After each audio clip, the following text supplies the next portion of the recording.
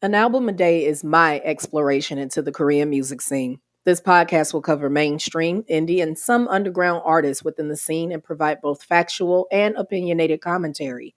The biggest benefit to sharing my thoughts this way is that it will hopefully expose you to more great music and exploration of your own. You're tuned into an album a day. Show, start.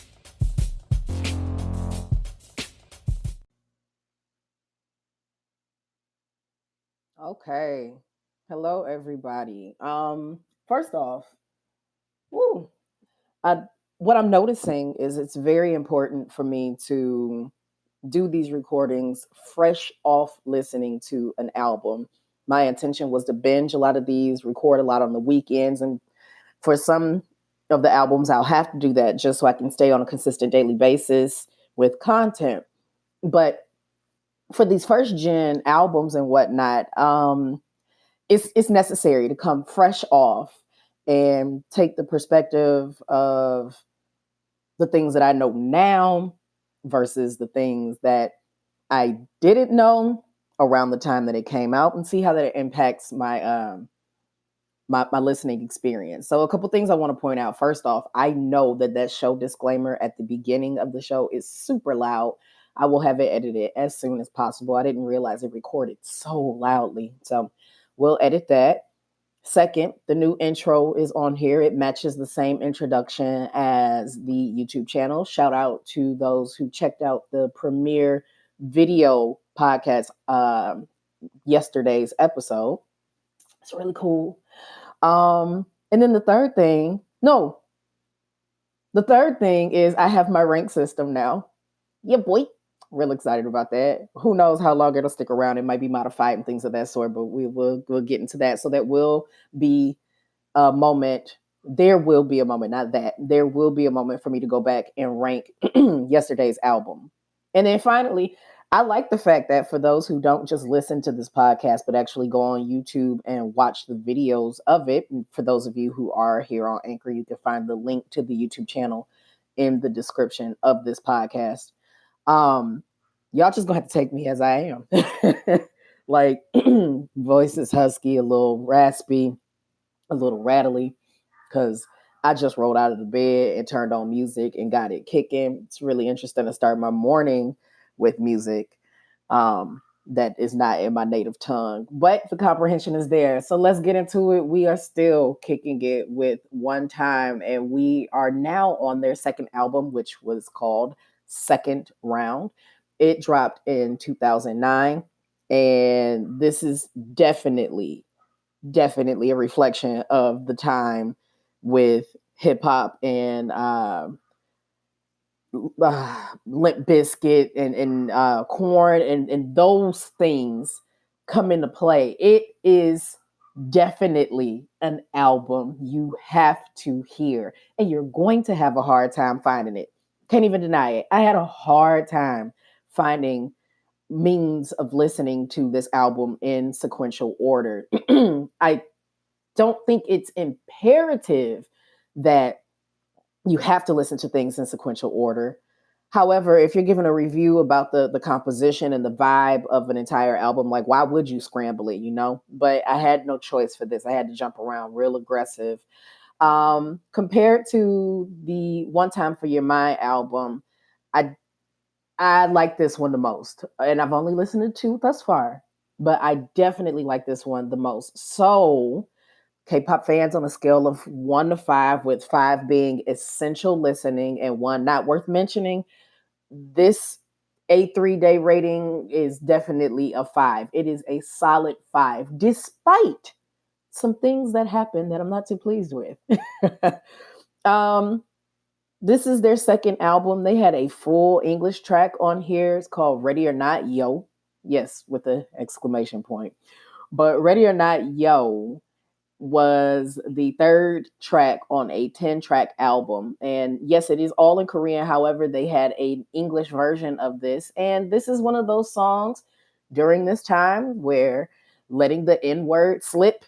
And I'm not saying niga or nega, not the Korean sounding similar word, the actual American N word was used in the English version. And it's just like, come on now, is it really necessary? But let's look at facts. Let's look at things. 19 years ago, although a problematic word, the awareness of how that grossly impacts people uh, is not as it is now. That is not to say that there weren't still people who insisted upon using the word when people of my culture and ethnicity didn't want them to and still don't want them to. But this is 2000, where the capacity and possibility of consuming a Korean hip hop group's album somewhere in America, unless they were going to K Town in LA to a distributor right then and there in that area, it was not that common. So it was very easy for this to slide. We are going to come across this much more as we progress through discographies of other groups. I will not specifically share names at this time because I mean that just kills the anticipation of waiting for the review. But this won't be the last of this. So all that aside, I freaking love this album. I really do. It's loud, it's grungy, it's gritty. There's a lot of boom bop moments. It's just these awesome hip hop mashup vibes. They start off with a song called Ak, and it's also the introduction to the album. So it's over 4 minutes, not a lot, but it's over 4 minutes. All the songs seem really long, but it's because of the beats per minute, the BPM, the pacing of it. You got a lot of songs that are well over the 3 minute, 30-second mark on this album. Um, but Ak sounds like something Limp Bizkit would have done with a little bit of sprinkling of corn on there. And I freaking dig it. And then It Passes. That's the English name of one of the songs. It's track number 4 on the album. That's one of my standout ones. It starts in a totally different direction than what it transitions to. Yes, it's hip hop through and through the entire album, but on this particular one, the last few moments of the song, it just goes in the boom bop, and I just love it. It's just da da da da da da da with a stanky snare, like it's really good. You got a lot of you've got a lot of vocalists featured on the tracks that aren't credited. I believe Jenna Sean was on one of the tracks. Um, but even still, it feels like quintessential hip hop. It's just got this smooth vibe to it. Now, I'm not here, uh, cheering on the actual cadences and lyricism and whatnot as much as I am the sound and the vibe of it. Some of the songs like Act and Black and White, they did that. And on the English version, I have to admit, for Ready or Not, Yo, the third track, Teddy rapped his behind off. He really did.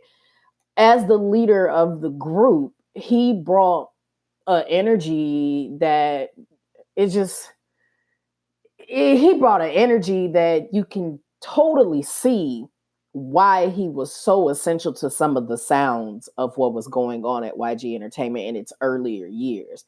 He's still around now, of course, but he was really a big pull. As much as he is a Seoul, South Korea guy, he's a very Americanized man, and he was very aware of the music and the scene that was going on at the time, and he brought that back to the vibe of the group. And thus far, compared to other groups I've gone back and listened to just on a whim, he brought something very special to the table. He really, really, really did and still does. Even if I've been a person, along with others, who have talked about how his sound hasn't evolved. Um, in the case of One Time and the time with which they were an active group, because remember, we talked about this last episode, they have not officially disbanded. They just been on a extremely long hiatus. They've been on hiatus since 2006, but that's neither here nor there. For what the group was doing in 2000, he was nothing to mess with. It's just very, very awesome to hear it. Again, like I said, you're gonna feel like this particular album is on for a long time. These are one of the things where it's playing in the background and you might be, talking with friends and whatnot, and your mind escapes that conversation and clicks back into, dang, this damn album is still on. Like you're gonna have a lot of those moments because I did as well. Um, I don't know how this is going to impact the album that came thereafter because One Time for Your Mind, their debut was 1998. They didn't come back out with this until 2000. So they right on with YG trends, obviously. Not churning out stuff too often gives you more time to anticipate it, more build up. That's a smart strategy. It just is. It's undeniable. Um, this was again on CD and cassette. It sounds so crazy to say. Its peak chart position at the time of this recording was six. They've not come across a number one yet. I mean, whatever. It is what it is. They did what they did. Let's go back just for a quick moment to One Time for Your Mind, their debut album, because I want to give you the rank. So, K-pop fans, on a scale of 1 to 5, with 5 being essential listening and 1 not worth mentioning, again, the A3-day rating on this would be a 4. I'm gonna give that first album a 4. I thought about a 3.5. I really did. I kind of teetered on it for a while, and I was real torn. I'm like, could I do like a 3 and 3 point? No, just make it a 4. Just make it a 4. I made it a 4 because of the hidden track that was on there. It's anthemic. It's party fun. You could see them down by the river or out on the beach, just having a blast with each other. That's the visual that it gave me, and that hidden track bumped it up to a solid 4 for me. So, I just I had fun listening to this. You all know that I'm listening to these albums at least 2 times before I record what I need to say. And I dug this. There are far more English titled songs on here. You've got 10 tracks, and they give you the English of each one. Ak, Black and White, Ready or Not, Yo, It Passes, Impossible Belief, One Love. What does 21st century mean? What kind of title is that? One Time Millennium, Headed That Way, and then the last track, You and Me, Us Forever as One. Like that's just us bonding together as a unit, as fans, as the love and everything. It's really, really cool. But yeah, you got a lot of sprinkling of the English titles. Not to say that that wasn't the case with the first album as well, but the first album, a lot of the songs didn't have their Korean title associated with it at all. So to see them kind of merging the two a little bit better than they did on the previous one, they took some time away, apparently, between 1998 and 2000 to really think about what they wanted to illustrate for Hip Hop Village. Oh yeah, I didn't say that in the first. I didn't say that in the first one. They had a fandom name. Well, they have a fandom name. They have a fandom color. Their fandom color is black, and their fandom is Hip Hop Village. So they took some time away to really think about what they wanted to bring to their fans, what tone that they wanted to set compared to other groups that were out during that time.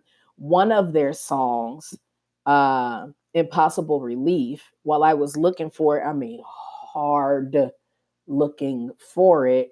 I'm thinking that might be their reinterpretation of an older song because it looks like there's a group called, well, not even looks like, there was a group called Face, and they did the same song title, but they did it in 1988. We're nowhere near the F's just yet, so that ought to be interesting to hear how they did their version as well. um I hadn't even heard of Face until I started looking for this stuff. So like this is just about to be crazy. I'm gonna be listening to stuff I didn't even know existed. And the good thing about it is because I'm out here in Korea, I can easily search for things that I would have even more difficulty trying to find in America. Perhaps I should take the word out when I say easily search. Well, no, it is easy to search for. It's just hard to find a sound bite. That's the truth. So that's what I got for this particular day's podcast for an album a day. We're gonna do our best with rocking that hashtag A3 day because when you put hashtag an album a day all together, it looks like anal, and I don't want nothing on here that look like it's talking about butts. So that's where we're gonna leave it. So I will catch you all in tomorrow's episode and catch you all in tomorrow's podcast as well. I say episode because I am recording myself. I'm learning how to navigate this, but I'm having a blast. I only took less than 15 minutes of your time. Take care, everyone. See you tomorrow.